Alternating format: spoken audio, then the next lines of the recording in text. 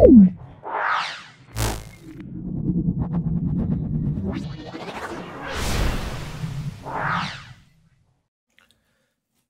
আমরা 7 নম্বর school Haldibari high school এটা সম্পূর্ণ সলভ করব। ভিডিওটা কেমন লাগছে অবশ্যই কমেন্ট সেকশানে কমেন্ট করবে। এটা আমাদের 7 নম্বর স্কুল প্রশ্ন বিচিত্রা, এটা 7 নম্বর স্কুল আমাদের হচ্ছে। চলে আসছি আজকে প্রথম প্রশ্নে, সেটা হলো বরফ গলনের লিন তাপ কত? অপশান দেওয়া আছে 80 ক্যালোরি পার গ্রাম, 100 ক্যালোরি পার গ্রাম, 537 ক্যালোরি পার গ্রাম, 480 ক্যালোরি পার গ্রাম। এটা মনে রাখতে হবে 80 ক্যালোরি পার গ্রাম বরফ গলনের লিন তাপ। 2 নম্বর, গ্যালভানাইজেশন পদ্ধতিতে লোহার ওপর কোনটির আস্তরণ দেওয়া হয়? সোনা, জিঙ্ক, রূপো, তামা। অবশ্যই অপশান বি জিঙ্কের দেওয়া হয়। তারপরে 3 নম্বর প্রশ্ন, ওয়েল্ডিং বা ধাতু ঝালাই করতে যে গ্যাসটি পোড়ানো হয়, অপশান এ বলা আছে হাইড্রোজেন, অপশান বি বলা আছে methane, option C acetylene, option D nitrogen. অবশ্যই অ্যাসিটিলিন, অপশান সি। প্রদত্ত কোন রোগের চিকিৎসায় ডটস পদ্ধতি ব্যবহার করা হয়? ম্যালেরিয়া, ডেঙ্গি, যক্ষা, হেপাটাইটিস। এটা অবশ্যই যক্ষা, অপশান সি আছে। যক্ষা রোগের চিকিৎসার জন্য আমরা ডটস পদ্ধতির সাহায্য নিই।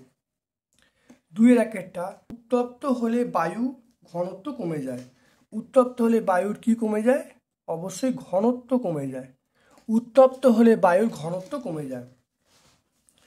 আলুর 2 নম্বর প্রশ্ন আছে, আলুর ড্যাশ এনজাইম হাইড্রোজেন পারঅক্সাইডকে ভেঙে অক্সিজেনে পরিণত করতে পারে।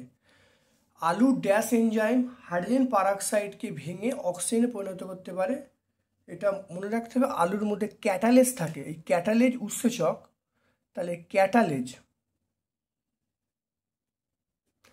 তাহলে আলুর ক্যাটালেজ হাইড্রোজেন পারঅক্সাইডকে ভেঙে অক্সিজেন তৈরি করতে পারে। তড়িৎ বিশ্লেষণে ব্যাটারির পজিটিভ প্রান্তের সঙ্গে যুক্ত তড়িৎদ্বারকে বলা হয় অ্যানোড। পজিটিভকে অ্যানোড বলা হয়। কি বলবো? পজিটিভ তড়িৎদ্বারের সঙ্গে যুক্ত প্রান্তকে আমরা কি বলবো? অ্যানোড বলবো। ডিপ লিটার পদ্ধতিতে এটা কি করা হয়? মুরগি চাষ করা হয় বা পালন করা হয়। তাহলে 1 নম্বর প্রশ্নের উত্তরটা ঘনত্ব, 2 নম্বরটা হলো ক্যাটালেজ, 3 নম্বরটা হলো অ্যানোড, 4 নম্বর হলো মুরগি। তারপরে 3-এর একেরটা হলো ফ্লাক্স কে উদ্ভাবন করেন? এটা হলো থার্মোফ্লাক্স কে উদ্ভাবন করেন? এটা ইংরেজ বিজ্ঞানী জেমস ডিওয়ার। তাহলে এটা লিখব জেমস ডিওয়ার।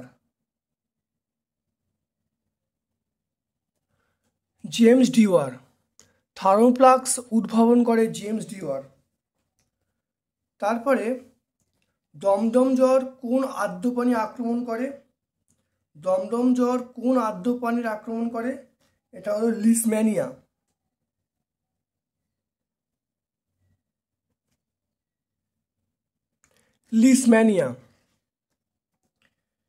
আর 3 নম্বর প্রশ্ন হলো দুটি আগাছানাশকের রাসায়নিক নাম লিখতে বলছে। একটা হলো ড্যালাপোন,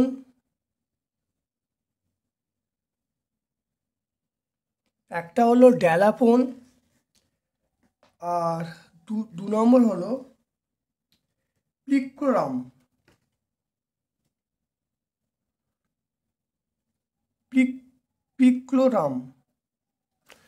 একটা হলো ড্যালাপোন আর আরেকটা হলো প্লিক্লোরাম, দুটো আগাছানাশকের নাম। 4-এরটা হিমমিশ্র কি? হিমমিশ্রের ব্যবহার উল্লেখ করতে বলছে। আমরা বালুরঘাট হাই স্কুলে হিমমিশ্রটা পড়েছিলাম।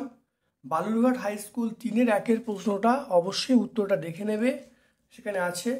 আর ব্যবহারটা তোমরা দেখবে যে বাঁকুড়া যে ক্রিশ্চিয়ান কলেজিয়েট স্কুল আছে 3-2 তুমি দেখে নেবে। তবুও হিমমিশ্র বলতে 3 আয়তন বরফ 1 আয়তন নুনের মিশ্রণকে দিয়ে যে কম উষ্ণতা সৃষ্টি করা হয় তাকে হিমমিশ্র বলে। 3 আয়তন বরফ এবং 1 আয়তন নুন নিয়ে যে মিশ্রণ তৈরি করা হয়, যে মিশ্রণে তাপমাত্রা কমে যায় তাকে হিমমিশ্র বলে। এটা মাছ মাংস সংরক্ষণে ব্যবহার করা হয়।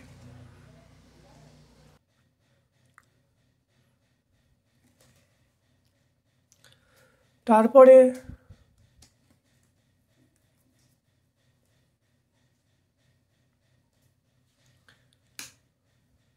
আমাদের প্রশ্ন আছে, জারণের সময় জারক দ্রব্য নিজে বিজারিত হয়, বিজারণের সময় বিজারক দ্রব্য নিজে জারিত হয়। উপযুক্ত উদাহরণ দিয়ে ব্যাখ্যা করতে বলছে। যে সকল পদার্থ ইলেকট্রন গ্রহণ করে নিজে বিজারিত হয় এবং অন্য পদার্থকে জারিত করে তাদের আমরা কি বলবো? জারক দ্রব্য বলবো। বিজারক দ্রব্য মানে যে সকল পদার্থ ইলেকট্রন ত্যাগ করে নিজে জারিত হয় এবং অন্য পদার্থকে বিজারিত করে তাদের আমরা বিজারক দ্রব্য বলবো।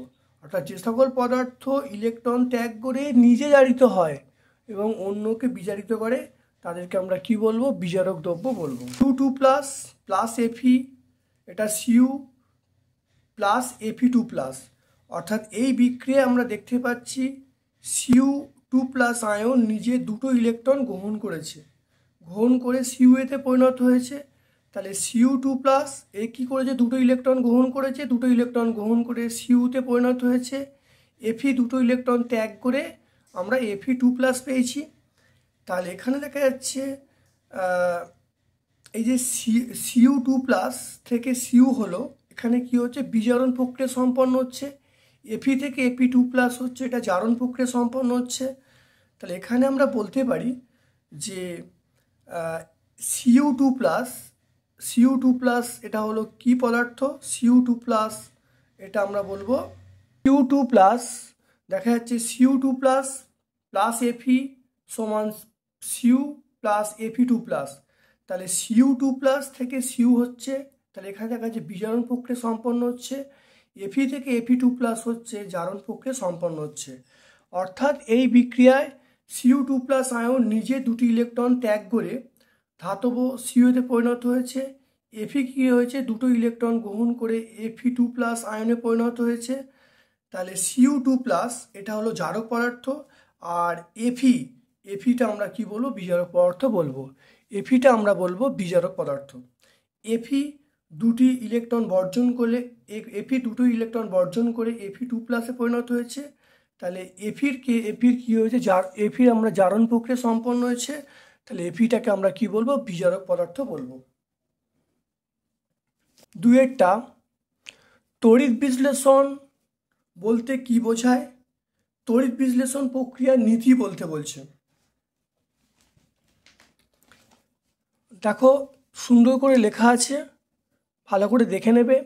অর্থাৎ যে প্রক্রিয়ায় গলিত বা জলে দ্রবীভূত অবস্থায় তড়িৎ বিশ্লেষ্য পদার্থের মধ্য দিয়ে তড়িৎ পাঠালে পদার্থটির রাসায়নিক পরিবর্তন হয় এবং নতুন পদার্থ উৎপন্ন হয় তাকে আমরা কি বলবো? তড়িৎ বিশ্লেষণ বলবো।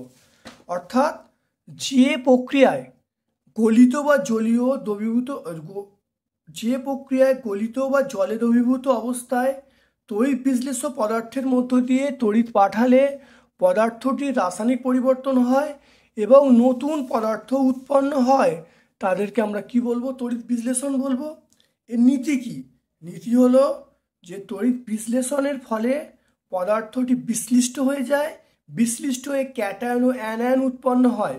উৎপন্ন ক্যাটায়নগুলি ক্যাথোডে যায়, ইলেকট্রন গ্রহণ করে নিস্তড়িত পরমাণুতে পরিণত হয়, আর অন্যদিকে অ্যানায়নগুলি ইলেকট্রন ত্যাগ করে সেগুলো পরমাণুতে পরিণত হয়, আর অ্যানায়নগুলি অবশ্যই অ্যানোডে যায়। তাহলে এখানে কি বলা আছে? তাহলে তড়িৎ বিশ্লেষণের সময় পদার্থটি বিশ্লিষ্ট হয়ে যায়, বিশ্লিষ্ট হয়ে ক্যাটায়ন অ্যানায়ন উৎপন্ন হয়। উৎপন্ন ক্যাটায়নগুলি ক্যাথোডে যায়, ইলেকট্রন গ্রহণ করে নিস্তড়িত পরমাণুতে পরিণত হয়, আর অন্যদিকে অ্যানায়নগুলি ইলেকট্রন ত্যাগ করে সেগুলো ইলেকট্রন ত্যাগ করে নিস্তড়িত পরমাণুতে পরিণত হয়, তারা অ্যানোডে যায়। তাহলে এটাই হলো মূলনীতি, এটাই হলো তড়িৎ বিশ্লেষণ পদ্ধতির মূলনীতি। 3 নম্বর প্রশ্ন, বর্জ্য নিরোধক কিভাবে বর্জ্যপাত থেকে বাড়ি এবং বাড়ির মধ্যকার সরঞ্জামকে রক্ষা করে তা সংক্ষেপে আলোচনা করতে বলছে। এখানে একটা বাড়ির ছবি দেয়া আছে। এখানে বাড়ির সবচেয়ে উঁচু স্থানে একটি ধাতব দণ্ড শক্তভাবে আটকানো থাকে। দণ্ডটির উঁচু স্থানে সরু সরু কয়েকটা ছোট পাতলা ধাতব শলাকা থাকে। মাটির 5 থেকে 6 ফুট নিচে চওড়া পাতগুলি পুঁতে রাখা হয়। সুপরিবাহী মোটা তার দিয়ে দণ্ডটি তৈরি করা হয়। এর সঙ্গে পাতটা যুক্ত থাকে এবং এই ব্যবস্থায় বাড়িকে বর্জ্যপাতের হাত থেকে বাঁচায়। তাহলে বর্জ্যপাতের সময় যে প্রবল তড়িৎ প্রবাহ সৃষ্টি হয় তা তারের মাধ্যমে মাটিতে চলে যায়। বর্জ্যপাত হলে বাড়িটির কোনো ক্ষতি হয় না। তাহলে এখানে দেখা যাচ্ছে এইটা দেখা যাচ্ছে বর্জ্য নিবারক যন্ত্র, নিশ্চয়ই ছবিতে তোমরা বুঝতে পারছো। এখানে ত্রিশূলে ফলার মতো কয়েকটা অংশ থাকে, আর এই সমগ্র ওই পাত থেকে একদম মাটির নিচ পর্যন্ত যে তারটা নেওয়া হয়, মানে একটা অবিচ্ছিন্ন তার নেওয়া হয় এবং মাটিতে 5 থেকে 6 ফুট পুঁতে দেওয়া হয়। তারটার কোনো অংশে কাটা থাকে না। আর যখন বজ্রপাত সৃষ্টি হয় তখন এই ত্রিশূলের মতো জায়গায় এই প্রান্তটায় পড়ে বা ফলার মধ্যে বা পাতের মধ্যে পড়ে, তখন সমগ্র যে তড়িৎটা উৎপন্ন হয়েছে এই তারের মাধ্যমে গিয়ে কোথায় চলে যায়? মাটিতে চলে যায়। তাহলে এটাই হলো বর্জ্য নিবারক যন্ত্র বা নিরোধক যন্ত্রের কার্যপ্রণালী।